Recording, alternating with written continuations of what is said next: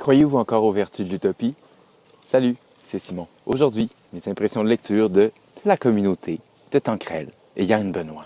C'était sur le rayon de nouveautés à la bibliothèque et j'adore la bande dessinée de reportage. Quand on a un reportage ou un entretien traditionnel, le montage final va nous donner comme téléspectateurs des têtes qui parlent. À l'écrit, c'est questions-réponses et ça nous laisse à distance. La bande dessinée, par les moyens narratifs et graphiques qu'elle a, elle nous permet d'être beaucoup plus proche de ce qui est raconté, de vivre avec la personne qui raconte le témoignage qui se passe là. Le dessin peut être plus réaliste, ce qui nous donne l'impression de regarder un autre personnage, ou le dessin peut être plus symbolique, avec moins de traits, et à ce moment-là, on s'identifie davantage. La bande dessinée peut nous faire vivre les choses beaucoup plus proches, à mon avis, que certains autres types de témoignages. Si vous voulez réfléchir à la bande dessinée, vous pouvez lire Understanding Comics ou L'Art invisible en français de Scott McCloud.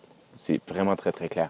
Quand je dis que j'aime la bande dessinée de reportage, j'ai adoré, évidemment. Maus de Art Spiegelman. Un fils demande à son père de lui raconter comment il a survécu au camp de concentration. Je pense aussi à la bande dessinée de reportage de Joe Sacco, qui nous amène souvent sur les lieux de conflits, de guerres très forts et très émouvants. Je pense aussi à Étienne Davodo, notamment à Les Ignorants. Mais la bande dessinée à laquelle la communauté m'a fait le plus penser, c'est Rural. Il voulait documenter l'opposition à un projet de construction d'autoroute en milieu rural. Mais il a beaucoup donné la parole à 3 agriculteurs qui travaillent en coopérative. Et c'est très intéressant les réflexions que ça nous fait faire sur le milieu rural. Le métier d'agriculteur aujourd'hui, d'agricultrice, c'est difficile de le conjuguer avec la vie moderne. Prendre des vacances, ça devient autrement difficile quand on a un troupeau à traire. Mais ces agriculteurs-là, du fait qu'ils travaillaient en coopérative, ça leur permettait par exemple d'avoir un week-end sur 3 de libre et ainsi de suite. C'est par les thèmes que la communauté m'a fait penser à Rural de Davodo. Alors, c'est une bande dessinée de Hervé Tancrel, né en 1972 à Nantes, en France. Il publie de la bande dessinée depuis 1998. Il y a plusieurs titres à son actif que vous pouvez voir sur son blog. Yann Benoît, c'est son beau-père, donc le père de sa copine. Yann Benoît a lui-même vécu sur cette communauté. Tancrel installe son micro et Yann Benoît raconte. Donc, il est co-scénariste.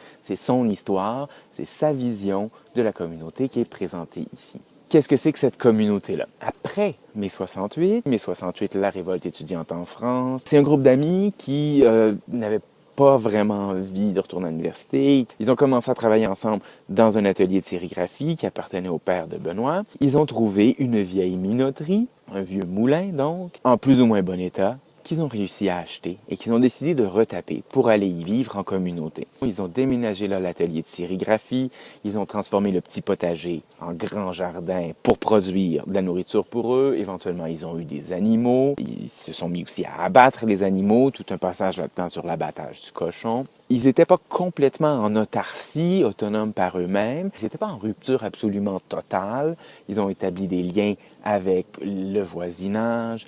Ils faisaient de l'artisanat pour en vendre. L'atelier de sérigraphie avait aussi une fin commerciale. Certains d'entre eux travaillaient à l'extérieur. Ils mettaient tous leurs revenus ensemble, mais ce n'était pas un communisme absolu et fanatique. À partir de tous les revenus, il y avait différentes caisses pour les différents postes budgétaires et chaque famille recevait l'allocation, mais chaque famille ou chaque couple célibataire. C'est pas une commune comme on se les imagine parfois. Peace and love, drogue, sexe, rock'n'roll et orgie. On ne sait pas à qui appartiennent les enfants, tout nus dans les champs, en train de faire de la récolte, retour à la terre et ainsi de suite.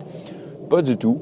Leur objectif, c'était travail vie entière. Donc, c'était sortir du salariat. Il n'y avait aucune hiérarchie. Tout le monde travaillait à tous les postes. C'est certain qu'il y avait des gens qui étaient plus experts dans un domaine, qui se sont spécialisés. Oui, ils pouvaient donner plus de conseils, mais c'était quand même pas les patrons des autres. Ils gagnaient pas plus d'argent que les autres.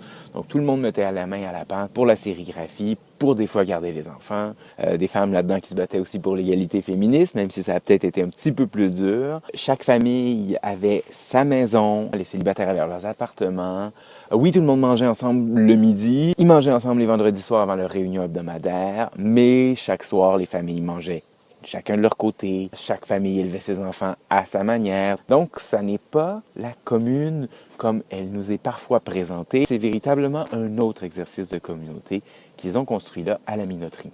L'ouvrage original est en 2 tomes. Le premier tome, en 2008, présente les origines, les fondements, la base, une journée typique à la minoterie. Le deuxième tome développe un peu plus les conflits qui ont émergé, les difficultés qui sont survenues, accorde une beaucoup plus grande place aux enfants qui étaient en train de grandir là, et évidemment présente comment ce projet-là s'est terminé après environ 14 ans. Ce qui est vraiment intéressant, par exemple, de la bande dessinée, c'en est le style. Ici, la première page, on rencontre les personnages et l'entretien commence. Il y a une grande fantaisie dans la narration graphique. Par exemple, lorsqu'il parle à Yann et qu'il lui parle de son enfance, Tanquerel dessine Yann comme un enfant, justement, qui est en train de fumer comme le Yann adulte, mais on le voit comme un enfant. Il y a des moments où les personnages sont dessinés en fourmis travaillantes. Quand Yann fait faire le tour de la minoterie, donc le personnage vole au-dessus de la minoterie, donc on reste dans le présent de l'entrevue, mais on peut retourner en arrière.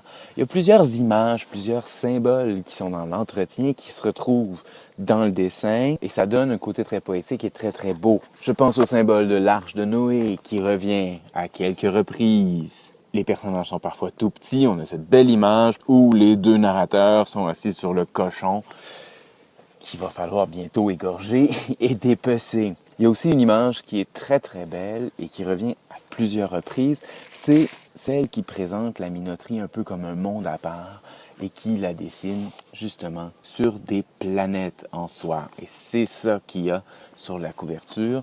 Cette image-là, cette métaphore graphique si on veut, est tissée à travers le récit et revient plusieurs fois pour montrer divers moments de cette expérience qui a été la communauté. Enfin, il y a certaines images qui sont dessinées d'après des photos, peut-être même calquées. La technique de dessin est complètement différente et on sent véritablement le réalisme des photos. Et dans ces images-là, on est moins dans le général, on est beaucoup plus dans l'expérience précise, unique, entre 1972 et 86 environ. L'édition complète vient avec une postface qui est très intéressante et il vaut la peine de prendre l'intégrale plutôt que les 2 tomes, à mon avis, parce qu'elle présente, sous forme de texte, les témoignages d'une trentaine de personnes. Certains de ces témoignages ajoutent des nuances qui n'ont pas été présentées dans la bande dessinée. Certains témoignages réfléchissent à la bande dessinée elle-même. Certains viennent raconter autre chose. Les enfants donnent leur perspective d'enfant par rapport à tout ça. Et plusieurs témoignages parlent de ce projet comme un échec, parce qu'il faut comprendre que ça a été très, très, très éprouvant, très, très difficile pour plusieurs personnes qui ont vécu là. Et nous, ce qu'on a dans l'œuvre, évidemment, c'est un peu embelli par le récit. Toutefois, j'ai tendance à être d'accord avec ce que Marie écrit, qui était enfant à cette époque-là, et qui ne considère pas l'expérience de la minoterie comme un échec. C'est pas la première fois que je me fais la réflexion que dans notre société, par exemple, lorsqu'un couple rompt, un couple qui a été 20 ans ensemble, on a tendance à dire « Ah, ça a été donc un échec. Le couple n'a pas vécu pour l'éternité, donc c'est un échec. » J'aime plutôt croire que ça a été une réussite pendant 20 ans et qu'à la fin, ça ne fonctionnait plus. C'est pour ça que je suis pas d'accord avec le cynisme de certaines personnes de dire que c'était fondamentalement un échec. En fait, si eux l'ont vécu comme ça, je veux rien dire. Mais je pense pas que dans l'ensemble, l'expérience est un échec. Parce qu'il y a plusieurs individus qui ont emporté beaucoup de choses avec eux de ça, mais c'est pas un échec, ne serait-ce que parce que nous, on a ce témoignage-là.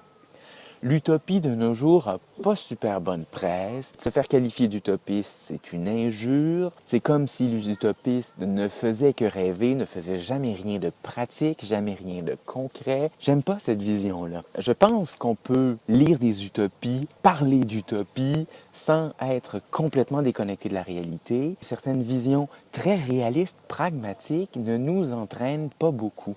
Avoir des politiciens qui nous parlent des statistiques de taux de réussite d'étudiants, c'est pas des projets de société qui nous portent et qui nous donnent envie de changer les choses. Alors qu'une utopie, même si on sait qu'en bout de ligne, elle a peut-être quelque chose d'irréalisable parce qu'elle est trop totale, ça nous motive beaucoup plus parce que c'est un récit. Je pense qu'il faut continuer à lire des utopies, à en penser, à en rêver. J'aime mieux des projets de société peut-être un peu fous que des politiciens qui me parlent du nombre d'heures à attendre à l'hôpital, qui en font leur priorité depuis 20 ans et que rien ne change. C'est pour ça qu'il faut lire des œuvres comme La Communauté. Et de toute façon, ça n'est pas une utopie. Nous, on peut le lire comme un témoignage, une expérience de comment essayer de changer le vivre ensemble, le rapport aux autres, le rapport au monde, à notre environnement, à l'économique. C'est une des raisons pour laquelle il faut lire La Communauté, en plus du beau plaisir graphique. Voilà, c'était mes impressions de lecture. Aimez, commentez, partagez et bonne lecture.